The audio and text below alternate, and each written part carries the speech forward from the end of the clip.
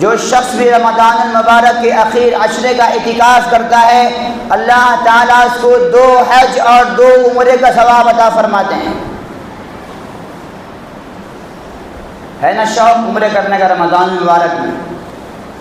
رمضان میں اعتکاف، رمضان میں عمرے کا ثواب حج کے برابر ہے، اور رمضان المبارک میں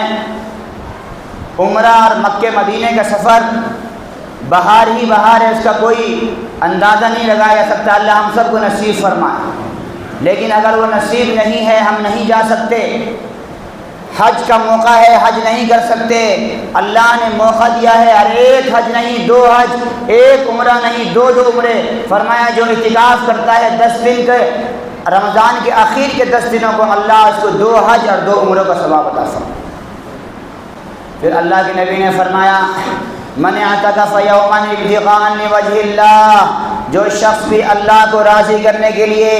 1 دن کا اعتکاف کرتا ہے، لوگوں سنو 10 دن کے اعتکاف کی بات تو بہت بڑی ہے، 1 دن کے اعتکاف کی بات حضور فرما رہے ہیں، جو شخص بھی اللہ کو راضی کرنے کے لیے، اللہ کو خوش کرنے کے لیے 1 دن کا اعتکاف کرتا ہے، اللہ کے نبی حضرت محمد مصطفیٰ صلی اللہ علیہ وسلم فرماتے ہیں جعل اللہ بینہ وبین النار 3 خنادق، اللہ تعالیٰ اس کے اور جہنم کے درمیان میں 3 خندقیں بنا دیتے ہیں۔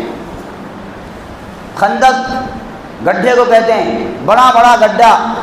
وہ گڈھا کیسا ہوگا، گڑھا کیسا ہوگا، فرمایا 3 خندق بناتے ہیں۔ 1 خندق کتنا بڑا ہوتا ہے، فرمایا ابعد مما بین الخافقین، 1 خندق اتنا بڑا ہوتا ہے جیسے کہ زمین سے لے کر کے آسمان کی دوری ہے، اتنا بڑا خندق ہوتا ہے۔ یہ سمجھو کہ دنیا کے ایک کونے سے لے کر دوسرے کونے تک کی جو لمبائی ہے اتنی بڑی، گویا کہ دوری اللہ اس درمیان میں، اس آدمی کے درمیان میں پیدا فرماتے ہیں۔ تو ایسے 3 خندق اللہ تعالیٰ 1 دن کے اعتکاف کرنے والوں کے لیے